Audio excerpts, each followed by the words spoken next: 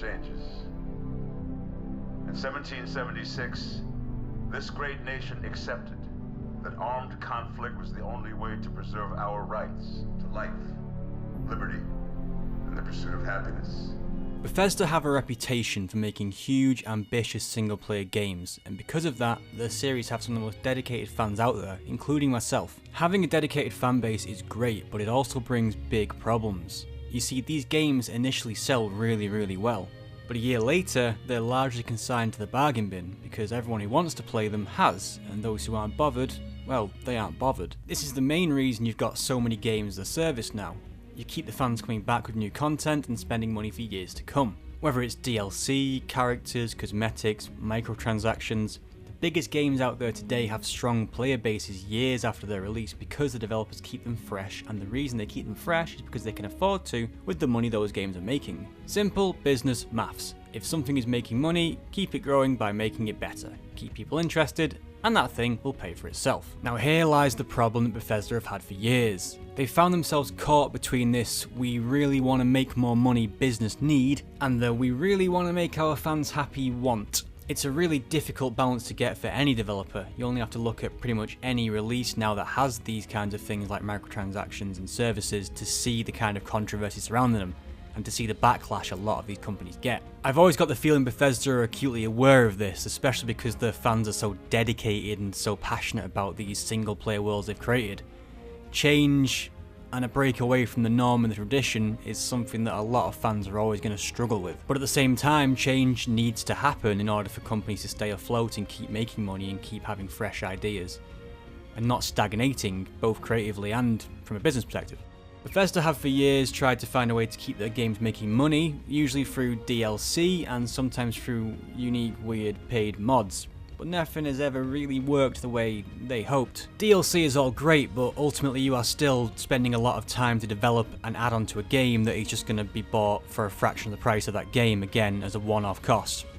It's not like, say, a cosmetic or a microtransaction that will continuously give you a source of income over and over again. And not just over and over again, but for a fraction of the cost. It might cost a fortune to create a whole new part of a game for DLC, but to just create a new outfit costs you barely anything, and you can just put it on the storefront and keep charging £2, £3, £4 over and over again, rather than the one-off huge costs that you get for DLC. You can see this from past Bethesda releases. Fallout 4 had its last DLC released barely 9 months later in August the year after it came out.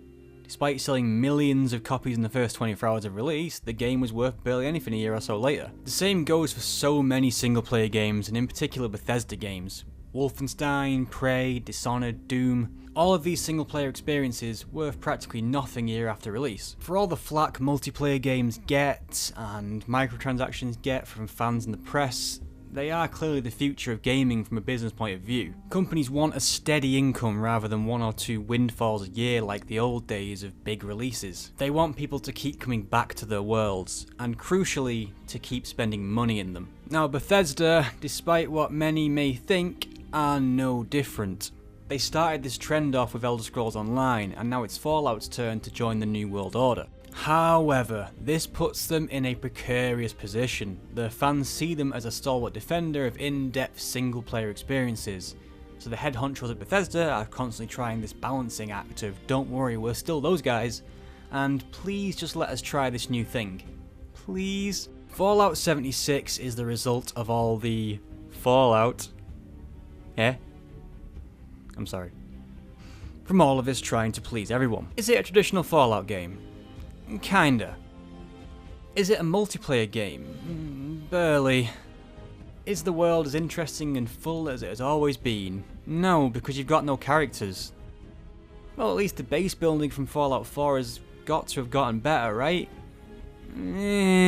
That's not to say this is a bad game. It's a Fallout game, it shares the same DNA as the rest of them. Great environmental storytelling, some interesting quests, despite the lack of actual people, and above all a sense of adventure and exploration every Fallout game gives you. The difference, it's like a light version, it's like a Fallout audiobook filled to the brim with notes and holotapes of people who invariably died because they have to fit into this game's principles. I'm still having a lot of fun with this game, I'm still loving exploring the world, and it still has all the Fallout charm you'd expect. It's just not getting under my skin the way that Fallout usually does. I'm finding I can take it or leave it, more or less. With the old Fallout games, I'd go to work and all I could think about was getting back and exploring this new place, this new area, or this new quest. With this, I can sort of dabble in it for a bit and then leave it. Now, usually this would be fine with most games, but the problem is that Fallout, at its heart, is not a dabble-in kind of game. You're either in or you're out. The whole point of Fallout is that it's massively in-depth and you want to take your time and you want to get engrossed by it. It's a world built around atmosphere, and there just isn't the atmosphere here to, well, justify it being a Fallout game. A good chunk of this is the fact that there is no NPCs in the game, and this seems especially weird given how much earlier in the timeline you are in this Fallout world. In Fallout 3 and in New Vegas, you're talking 200 years later, and there's way more people knocking about in those games, which doesn't make any real sense. But that's okay though, according to Bethesda, because actual players are the NPCs now. Except they aren't. They're actual humans who just want to play the game they spent 60 smackaroos on, not pretend to be a trader or whatever else. Now, the game has thought about this problem, and so it's remedied it by allowing you to play by yourself pretty well. The issue here is it's boring because there's no atmosphere. When you're doing the same events over and over again, events balance for multiplayer in a world that doesn't seem remotely real. And this is the crux of the problem that makes Fallout 76 stand out from the rest.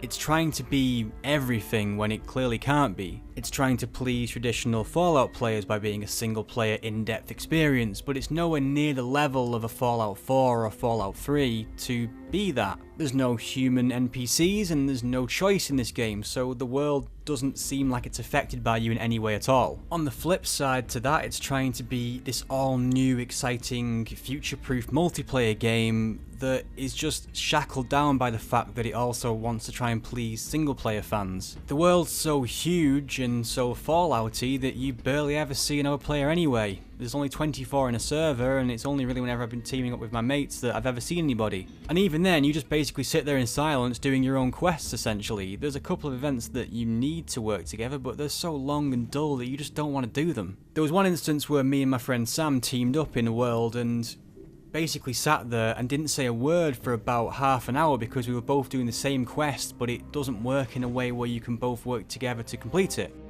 It just shows both of your objectives and that's it, you just go and do your own thing, sort of next to each other. We were both caught between the usual multiplayer social aspect of things and the fact we were both doing a Fallout quest, which demanded our attention. We had to listen to holotapes and read notes on computer screens. The whole experience was a juxtaposition of itself. Later on, we took part in an event where we had to go and find the location and the source of a ghoul infestation. This took us to a bunch of different areas of the maps and made us just look around for the source of the infestation. The problem is, they were just on the other side of the map from each other, so we just kept fast travelling to these areas and walking around until the game had told us that that wasn't the source of the infestation. We essentially just walked around, talking to each other in confused tones, wondering what the hell we were supposed to do. After a while, we got to the end of it, and this swarm of ghouls turned up, which you'd think would be quite interesting when you and your friend are fighting off a swarm of ghouls, but it wasn't. We just killed the alpha with about 2 shots and they all disappeared. We just sort of seemed to do whatever the online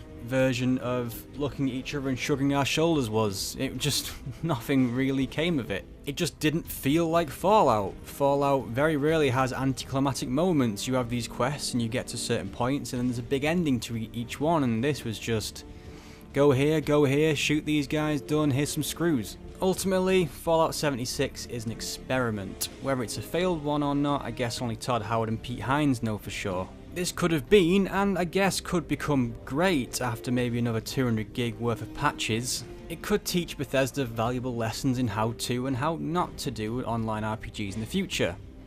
That might have been its value all along, but Fallout fans everywhere can't help but feel that one of their favourite worlds has been abused in the name of something that it shouldn't have been abused for, whether that's progress, money, or even good intentions. I still love you, Fallout, only slightly less than I used to.